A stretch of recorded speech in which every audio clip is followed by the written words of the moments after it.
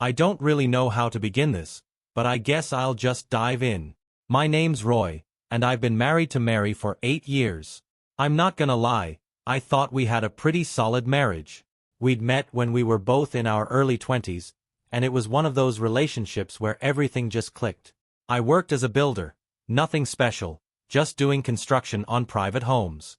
It wasn't glamorous, but it paid the bills, and I was proud of my work. Mary owned her own hair salon, and she was the main hairdresser. She had this way with people. Everyone loved her. Clients, co-workers, everyone. We didn't have a perfect marriage, no one does, but we got along well. There were the usual ups and downs, work stress, little arguments here and there, but nothing major. We laughed a lot. We had our routines, and they worked for us. She'd be at the salon most of the day, I'd be at work, and then we'd spend our evenings together. We didn't have kids yet, and things were just normal. Nothing to make me think something could go wrong. But of course, I didn't know what was coming. It all started on a day that was supposed to be like any other. I finished up early at work, had some extra time on my hands, and decided I'd surprise Mary by picking her up from the salon. She was working late, like usual. I thought it'd be a nice gesture, something small. I figured I'd show up, grab her, and maybe we'd grab a quick dinner or something. So I walk into the salon, and it's pretty much as I expected. Mary's in the back, chatting with a client. No big deal. I'd seen her talking with clients 100 times before, and most of them she knew well, so it wasn't unusual to hear her laughing and talking like they were old friends. She had that way about her, making people feel comfortable, like they'd known her for years. I stood there for a few minutes, waiting for her to wrap up. She was in the middle of a conversation, but I didn't think much of it. I wasn't in a hurry, just scrolling on my phone, minding my own business, waiting. Then, I noticed something that, at first, didn't seem like a big deal. There was this guy sitting across from her, a little older than me, maybe in his mid-40s, but he didn't look like he was in a hurry to leave. Most people would have said their goodbyes and left by now, but this guy was just sitting there, kind of staring off into space, almost like he was waiting for something. I figured he was probably just one of those guys who likes to hang out and talk after his appointment. Mary was always friendly with her clients, sometimes a little too friendly, but that was part of her charm, right? So, I didn't think anything more of it. I just waited. But as the minutes ticked by, I started feeling like I was being drawn into this weird moment. There was something strange about it. It felt off, but I couldn't put my finger on it. I mean, why was he still there? Finally, Mary finishes up with her client, and this guy doesn't get up and leave like everyone else. He just stays seated. It was like he was waiting for her to give him permission to go. She wraps up the conversation with a quick "see you next week," and turns to me. I'd been standing there long enough that I figured we were done.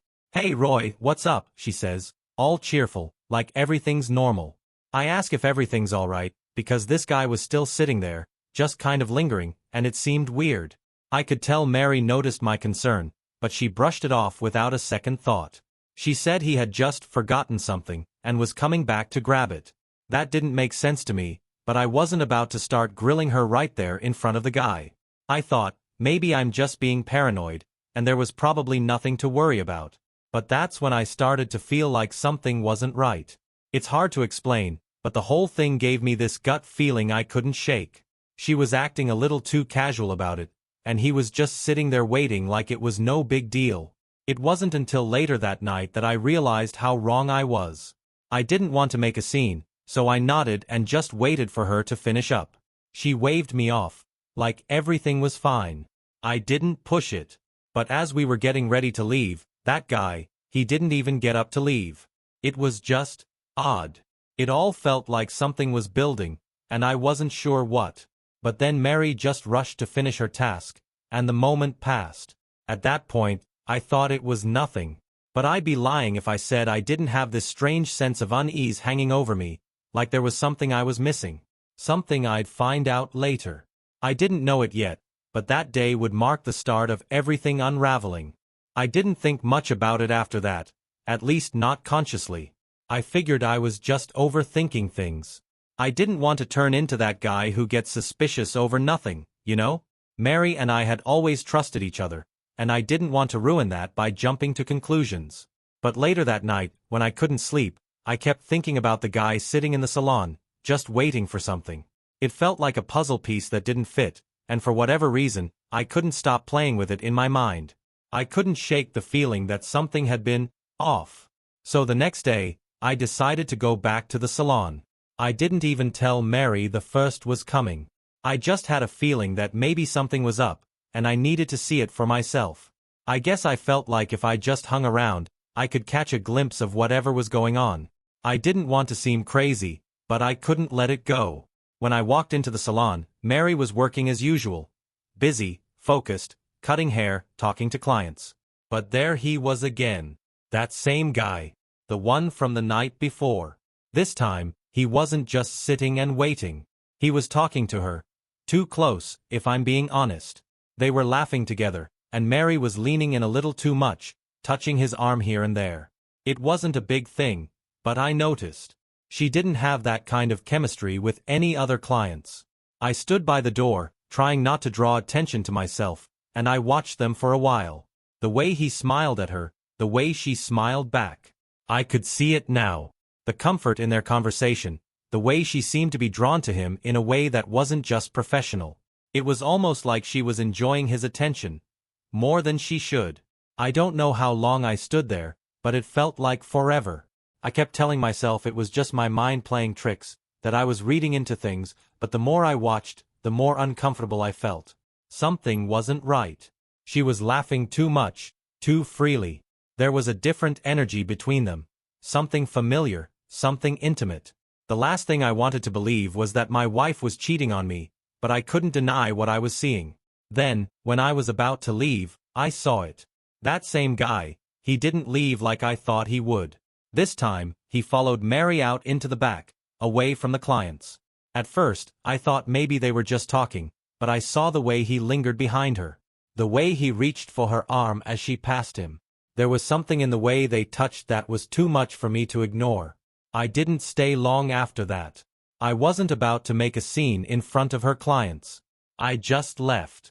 I drove home, my mind racing, and my stomach in knots. The whole ride back, I kept trying to rationalize it. Maybe I was being paranoid. Maybe it was nothing. But deep down, I knew it wasn't.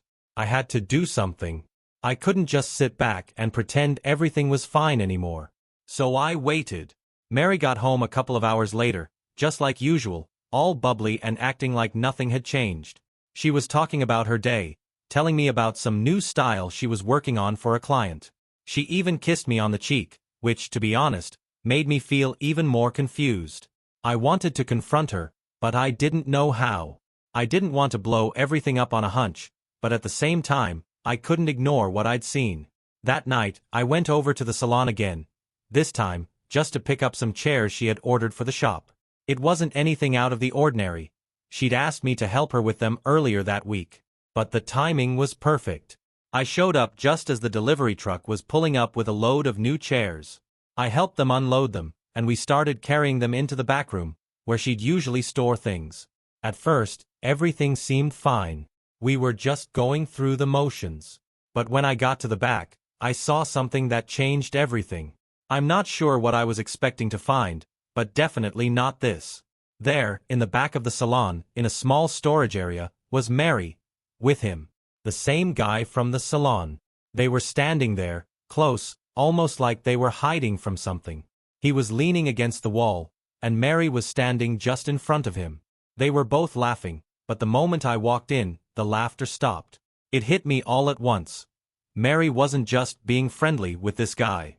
They weren't just having some casual conversation. I stood there frozen. It didn't register at first, but when I saw the way they looked at each other, the way she smiled at him, it wasn't the look of a married woman talking to a client. It was something else. It was intimate. The kind of intimacy I hadn't seen in our relationship for a while. I dropped the chair I was holding. It hit the floor with a loud clatter, and I didn't even realize it. I was in complete shock. They both turned, and for a second, there was just this awkward silence. Neither of them said anything, but I didn't need to hear it. The truth was written all over their faces. My stomach dropped, and I felt like the ground was disappearing beneath me. I couldn't think. My mind was just racing. How had I not seen this? Was I that blind? Without saying a word, I pulled out my phone and took a picture of them. I didn't know what to do with it, but I needed something to prove what I had just seen. I left the salon as quickly as I could, and I didn't even say goodbye to Mary. I didn't want to hear her excuses. I couldn't even look at her. I just needed to get away, to process everything, and to make sense of what had just shattered my world. I got home, and I didn't even want to talk to her. I couldn't. My hands were shaking. I sent the picture to my family. I didn't care what they thought or how they'd react. I just needed them to know. That night, when Mary finally came home, she walked into a house that was suddenly very different from the one she'd left. The suitcases were already by the door. The moment Mary stepped through the door, I knew. I didn't need her to say anything, I could just see it in her eyes. The same eyes that had been so full of love and warmth were now darting around the room, like she was searching for an escape. I didn't even greet her. I couldn't. She stood there, staring at the bags by the door, then at me, then back at the bags. I could feel the tension in the air, thick and suffocating. I wasn't angry yet. Not fully. I was just numb, and I don't think she knew how to handle that. "You're leaving?" she asked, but the words came out as more of a question than anything else, like she didn't want to face what was happening, like if she didn't say it aloud, it wouldn't be real. I didn't answer. I just kept looking at her, letting the silence do the talking. I knew she was trying to figure out how to spin this, how to talk her way out of it, but I wasn't in the mood for words. The last thing I wanted to hear was her apologizing or making excuses. I already knew the truth. Mary finally spoke, her voice soft but shaky. "Roy, she started, but I cut her off before she could finish. "Don't," I said, my voice low but firm. "Don't say anything. I saw everything. I know what you've been doing." Her face went pale, like she was trying to process that I knew.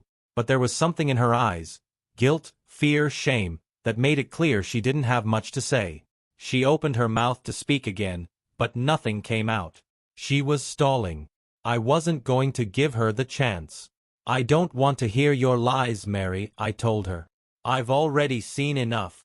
Her lips trembled, and she quickly turned her face away from me, trying to hold back tears. That was it. I felt like I was looking at a stranger. The woman I thought I knew, the one I'd trusted with everything, had just crumbled in front of me. But I wasn't about to give her sympathy. Not when she was the one who had betrayed me. She started pacing around the room, like she didn't know what to do with herself. "Roy, please, just let me explain. It's not what you think." I didn't say anything. I couldn't. The words felt stuck in my throat.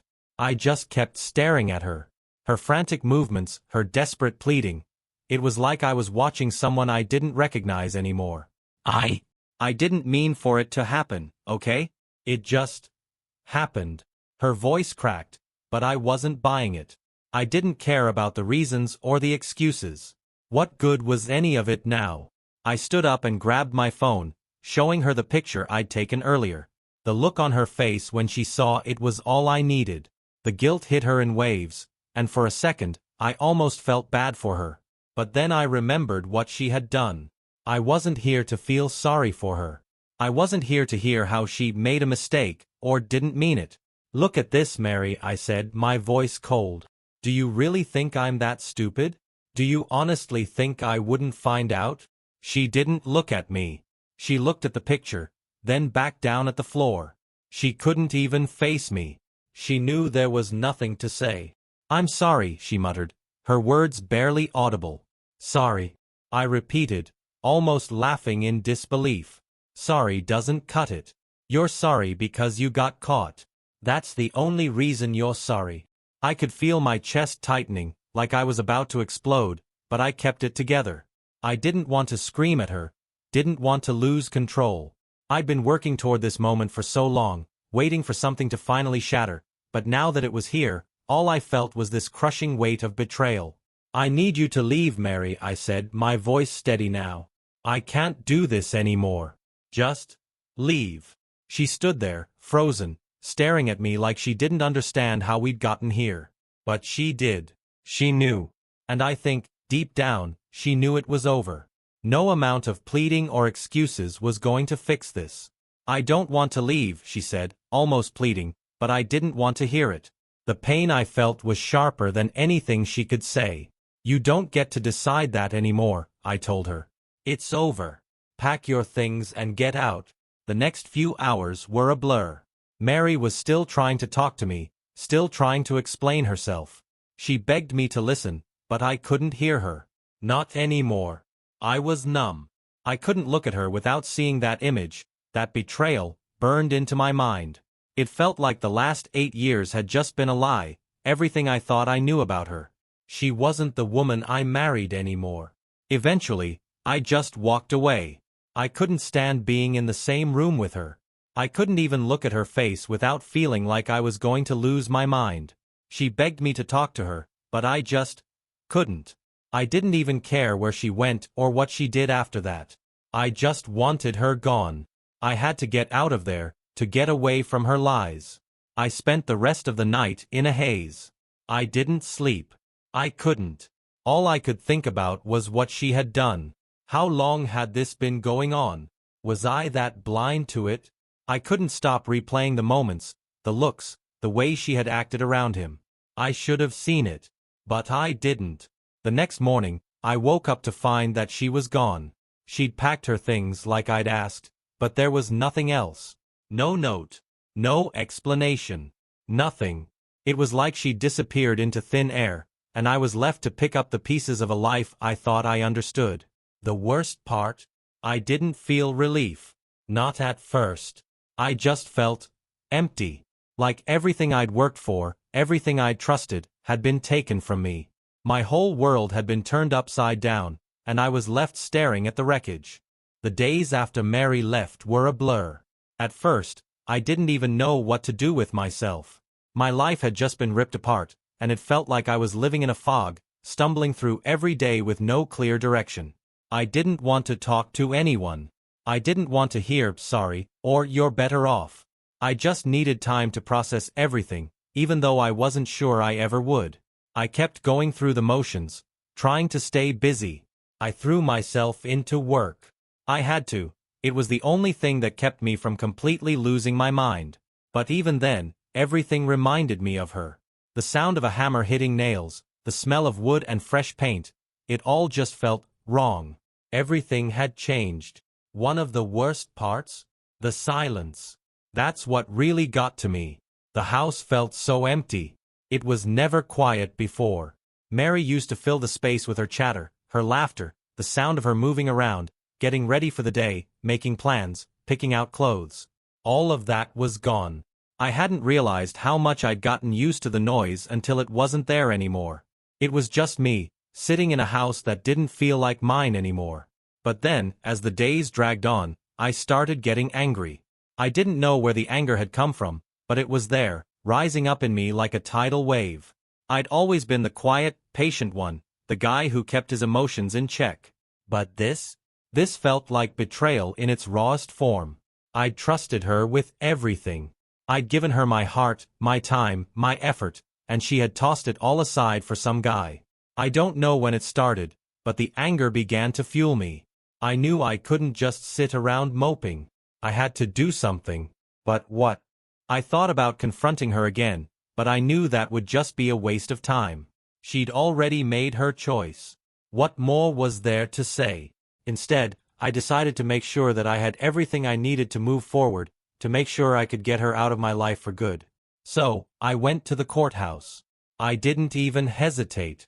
I didn't want to hear her side of the story anymore. I didn't want to waste time with explanations and lies. She'd done what she'd done, and now I was going to make sure that I was moving on. I filed for divorce. As soon as I walked out of the courthouse with the papers in my hand, I felt something. Not relief, not happiness, but a sense of finality. Like the weight of the past year had been lifted, and the first step in taking control of my own life had been made. I wasn't just going to sit around and let her walk all over me. I wasn't going to let her destroy me. But I didn't expect what came next. The very next morning, I woke up to find my car had been vandalized. It wasn't just a scratch or a ding. The whole damn thing was spray-painted, bright, neon colors, all over the hood and doors. And my tire? Completely flat. It was like someone had wanted to make a statement. I didn't even have to think for a second to know who was behind it. Mary. I couldn't believe it. This wasn't the petty stuff I expected. This was deliberate. It was like she was trying to push me into a corner, to make me feel like I had no choice but to deal with her. But I wasn't going to give her that satisfaction.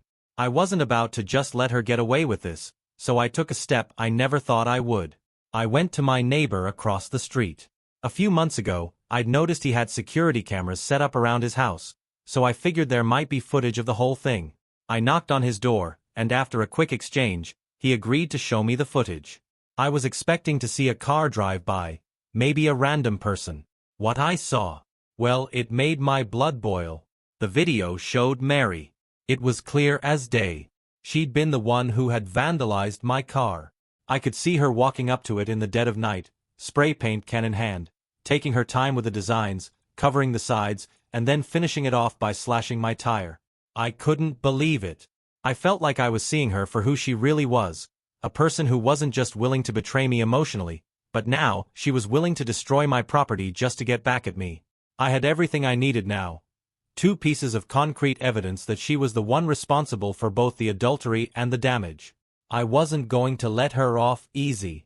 I went straight back to the courthouse, and this time, I filed a second set of papers, this time for property damage, with the proof I had from my neighbor's cameras. The next few days were a whirlwind. I didn't know if I was doing the right thing or if I was just letting my anger control me, but I wasn't about to let her walk away from this without facing the consequences of her actions. She had destroyed everything we'd built together, and I wasn't going to just sit by and take it. But of course, the drama didn't end there. The very next day, I got a call from my lawyer. Apparently, Mary had filed a counterclaim. She was telling anyone who would listen that I was lying about everything. She said that I was the one who had cheated, and that I was making up all the evidence to make her look bad. I couldn't believe it. She was turning the tables on me, trying to paint me as the villain. At first, I was furious. How could she do this? How could she lie like that, knowing full well she was the one who had betrayed me? But I didn't let it shake me. I knew what I had. I knew I had the truth on my side. The evidence was there. When the trial finally came, it wasn't even close. Mary's lies were so ridiculous that even the judge couldn't take her seriously. The pictures, the video footage from my neighbor's camera, it was all right there, clear as day. She tried to deny it, tried to twist the narrative, but it didn't work. The truth came out, and there was no denying it. I got the divorce. The property damage claim was settled in my favor too. But honestly, by that point, I didn't even care about the money. I just wanted to be done with her. The hardest part was over. I was free. I thought that would be the end of it, but it wasn't. I was about to learn that moving on wasn't as simple as just getting a divorce. It wasn't going to be as easy as tearing up a piece of paper and walking away. But that's a story for another time. It felt like my whole world had been turned upside down, and I was left trying to figure out how to put the pieces back together. It wasn't just the divorce papers that felt like a weight had been lifted. It was the sense of finally taking control, even though I wasn't sure what I was doing. I had made a choice. I had stepped away from her lies, from the mess she'd dragged me into. But the reality of it all? That hit me like a ton of bricks. The first few weeks after the trial were strange. I wasn't really happy, but I wasn't depressed either. I was just existing. My phone didn't ring as much, and when it did, it was mostly people offering their sympathy or trying to be supportive. Everyone wanted to tell me how strong I was or how they always knew I'd bounce back. But the truth was, I didn't feel strong. I didn't feel like anything. I felt like a guy who had just lost everything he thought was important.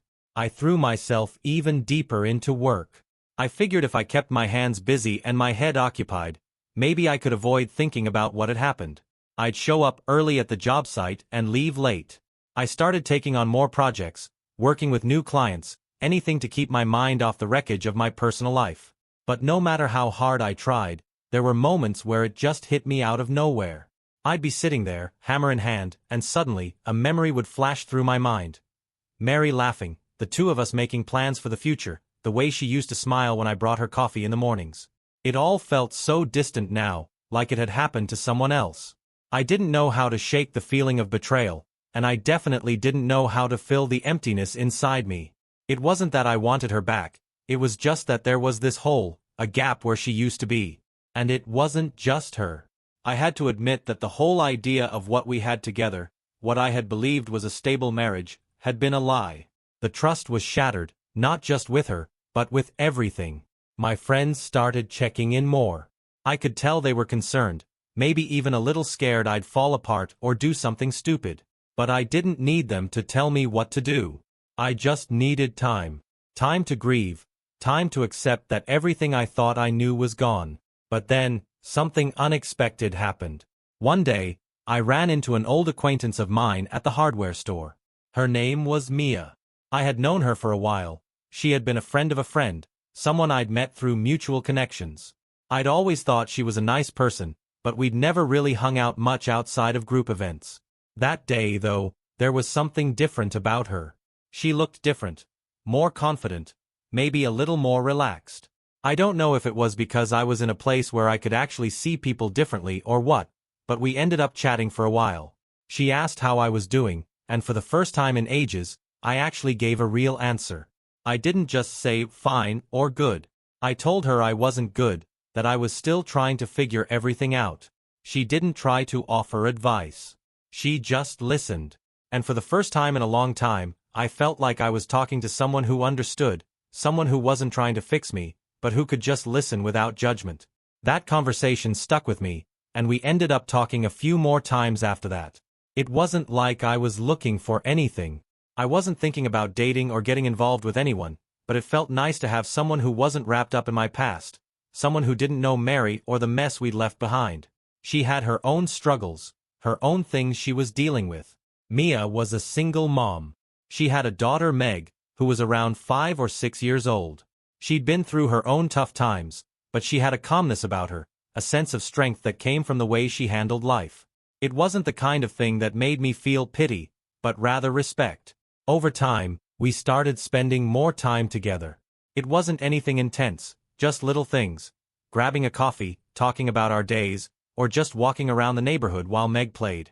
I found myself enjoying those moments more and more. It was like a break from everything that had happened with Mary. A breath of fresh air. Mia wasn't looking for anything complicated either. I could tell she wasn't interested in rushing into anything, but the connection between us was undeniable. We started to get closer, and the more I got to know her, the more I realized how much I liked her. She was kind, caring, and didn't carry all the baggage that came with Mary. She had her own challenges, but she had learned how to navigate them with grace. One day, after a long walk through the park with Meg, Mia said something that surprised me. She told me she felt like we had a good thing going, that we made a good team. And even though it was still early, she said she had feelings for me. I was stunned, honestly. I hadn't expected that at all. It wasn't like I hadn't thought about it, but I had spent so long trying to heal from the wreckage of my last relationship that I wasn't sure if I was ready for anything again. But hearing it from her, it felt right. I didn't rush into anything. We took our time, getting to know each other more, making sure this was something real. But little by little, the more time I spent with her and Meg, the more I realized that I was falling for her. It wasn't just about her. It was about what we were building together. Something healthy, something that didn't carry the weight of lies or betrayal. It was real.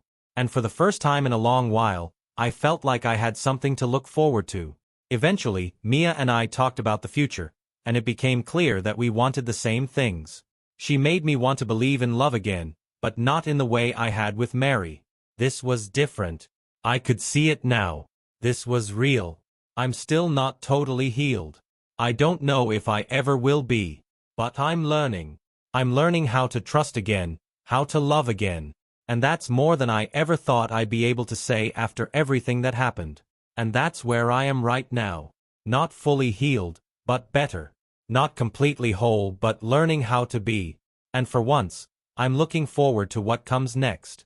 I can't pinpoint the exact moment when I realized I was in love with Mia, but it happened gradually, like a warm breeze that creeps in without you noticing until it's suddenly all around you. One day, I was sitting on the porch of my house after work, watching Meg chase a ball around the yard, laughing as she ran in circles.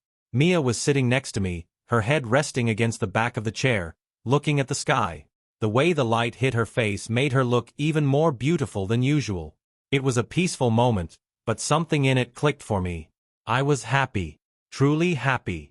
And I hadn't felt that in so long that I almost forgot what it felt like. I wasn't thinking about Mary. I wasn't caught up in anger or regret. I wasn't comparing everything to the past. All I could focus on was the life I was building with Mia and Meg. I was starting to feel like I could finally move forward. I think part of it was that Mia never tried to push me into anything. She wasn't trying to fill some void or replace someone else. She was just there, with me, in the present. And that felt real. The connection between us wasn't based on shared history or old memories. It was based on who we were now, and what we could be going forward. Mia was also an incredible mother to Meg. I never thought I'd have a soft spot for kids. Not that I disliked them, but the idea of being around a young child all the time was a little overwhelming. But Meg wasn't just any kid.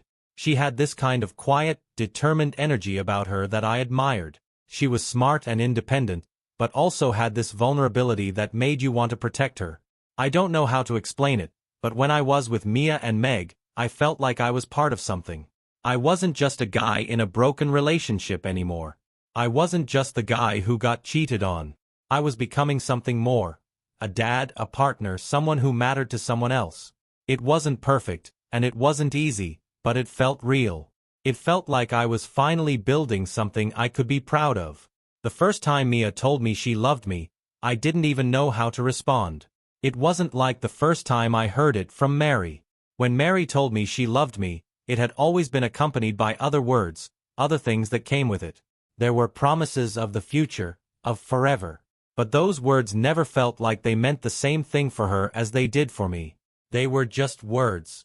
But when Mia said it, it felt like she really meant it, like she wasn't just saying it because that's what you're supposed to say. It wasn't tied to expectations or future plans. It was just a simple truth in that moment. It was after one of those quiet evenings when we'd just been talking for hours, when Meg was tucked in bed and the house was still, that Mia told me. She said she loved me, and that she wanted me to know it wasn't just about what I could give her. It wasn't about filling a gap in her life or fixing anything. She said she loved me because of who I was, because of my kindness, my strength, my patience. I didn't have the perfect answer. I didn't have some big speech planned. All I could do was kiss her, hold her close, and tell her that I was falling for her too. It wasn't the grand gesture I imagined as a kid, but it felt real. It felt right. We didn't rush into anything after that, but it was clear where things were going. We didn't need to say it out loud every day. I think we both knew that the words, "I love you," didn't need to be repeated constantly. It was in the way we took care of each other, the way we supported each other, and the way we respected each other's pasts while still choosing to move forward together. A few months later, we started talking about getting married.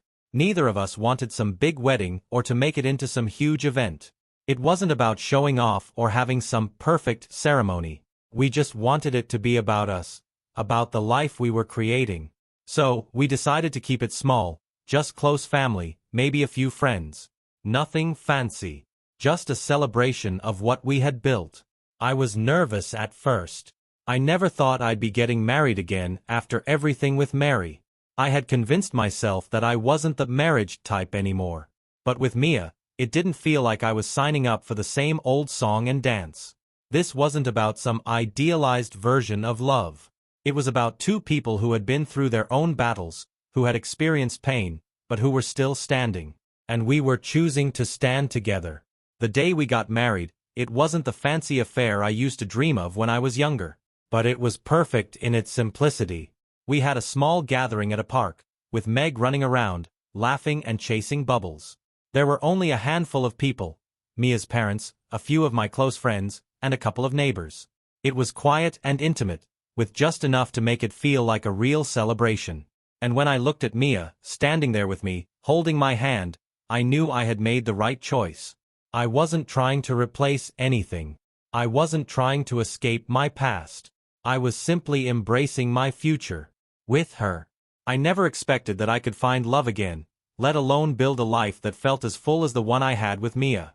But as we stood there, together with Meg by our side, I felt like everything had come full circle. I wasn't the same person I was before. I had learned a lot from the pain, the betrayal, and the heartbreak. I had learned that sometimes, you have to let go of the past in order to make room for something better. I don't know what the future holds, but I know I'm ready for it. And for the first time in a long time, I feel like I'm exactly where I'm supposed to be. The first year after the divorce was the hardest. I'd like to say it all got easier the moment I moved on, but it didn't. It was a lot messier than that. Sure, there were days where I felt like I could breathe, days when I woke up and didn't immediately think about Mary or the pain she caused.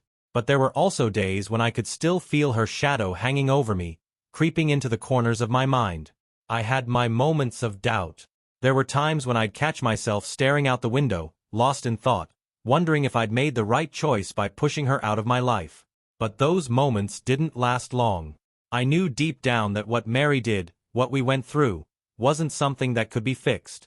She had chosen someone else, betrayed the trust I'd given her, and broken our bond beyond repair.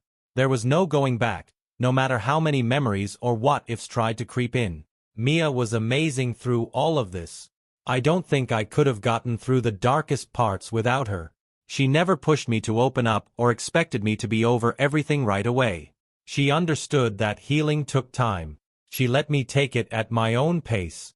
There were nights when I'd come home from work and feel like I was on autopilot, just going through the motions. Mia would give me a quiet kiss on the cheek, sit beside me, and just be with me.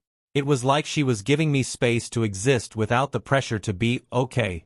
I wasn't okay, but she didn't need me to be. She just wanted me to be myself. It wasn't perfect, though.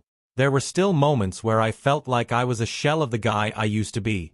When I'd see a couple walking together, laughing, sharing little inside jokes, I'd feel a pang of jealousy. It wasn't because I wanted that life with Mary anymore. It was because I realized that I'd been robbed of that future. And no matter how good Mia was, no matter how much love and care she gave me, that sting would sometimes hit like a reminder that I'd been broken. There were also times when I would think about Meg and how much of her life I'd missed. I never had children with Mary, and now, here I was, in this relationship with Mia, becoming a stepdad to a little girl who had her own history, her own needs. I loved Meg, but it wasn't the same as raising a child from the beginning. Sometimes I'd find myself wondering what it would have been like if I had my own kid, if I hadn't wasted so many years in a broken marriage. But those thoughts didn't control me. They were just remnants of what could have been. The hardest part was seeing Mary's face in random places. I'd run into people we knew, or I'd see someone who looked like her, and for a split second, it was like I was back there again, in that life we had before everything fell apart.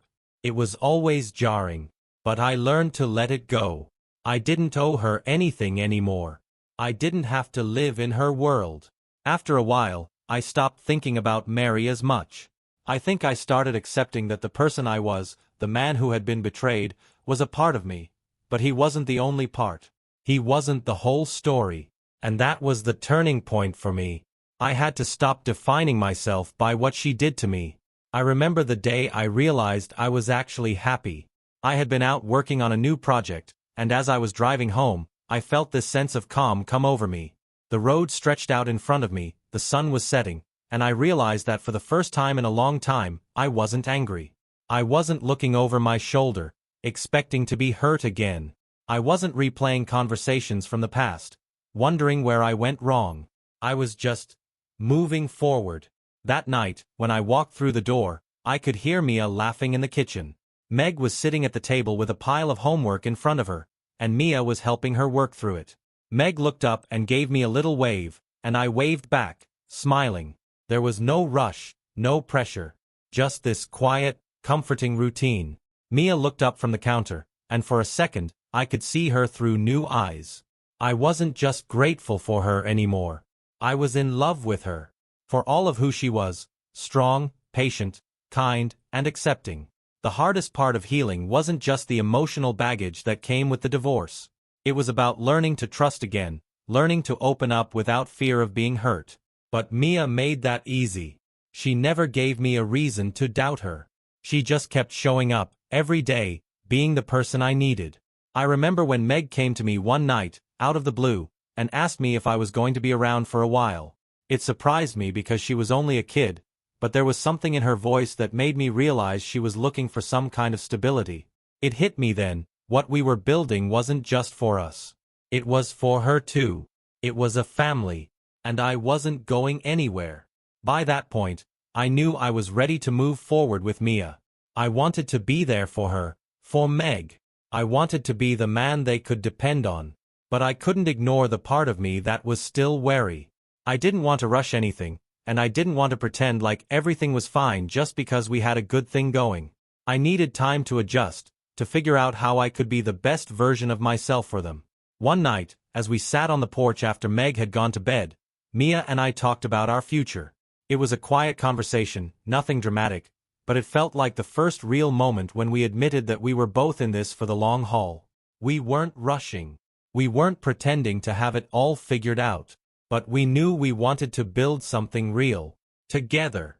And for the first time in a long time, I felt like I was finally in control of my life again.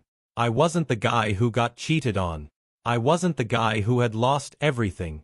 I was Roy, someone who had been through hell and back but was still standing. And I wasn't just standing alone anymore. I had Mia and Meg. That's what healing really is, I think. It's not about erasing the past. It's about learning how to live with it, how to move forward, and how to build something new that's even better than what came before. I wasn't just surviving anymore. I was finally living. Looking back now, I can hardly believe how far I've come. When I first started this whole journey, I never imagined that I could feel this good again. There were so many days when I thought I'd never get past the pain, that I'd never be able to trust or love like I did before. But here I am, with Mia and Meg, and I feel like the luckiest man in the world. It's funny how life works out sometimes. The last few years have been a roller coaster, no doubt about it, but I've learned that sometimes you have to go through the hardest moments to get to the best ones. And now, when I look at Mia, when I see her laughing with Meg in the kitchen or just sitting next to me on the couch, I realize that all of that pain was worth it. It led me to them. I'm not naive enough to think everything's perfect, because life doesn't work like that. But I've got peace now. I'm not waking up to a pit in my stomach anymore. I'm not haunted by memories of what was lost. Instead, I wake up to a quiet morning with Meg's little footsteps echoing down the hallway, the smell of coffee brewing, and Mia beside me. That's real happiness. The other day, I was sitting in the backyard, watching Meg chase after the dog, laughing like there's no care in the world. And Mia was there too, sitting beside me with her hand in mine, her head resting on my shoulder. I realized in that moment that this is what life is all about. This right here. Family. Love. Peace. I used to think I needed all these big plans, a perfect future, everything lined up. But now I know that it's the little moments that matter. The quiet nights, the lazy mornings, the small gestures that show you're loved. And I've got that now. I've got everything I need right here. So yeah, I'm happy. I'm more than happy. I'm content. I'm finally living a life that feels real, a life where I'm not defined by the past, but by what I'm building now. And that's something I never thought I'd say again. But here I am, and I'm finally in a place where I can say, everything worked out. I'm not the same guy I was when this all started, and I'm okay with that. I'm better now. And I think I've finally found what I was looking for. A fresh start. A new chapter. And it's exactly what I needed.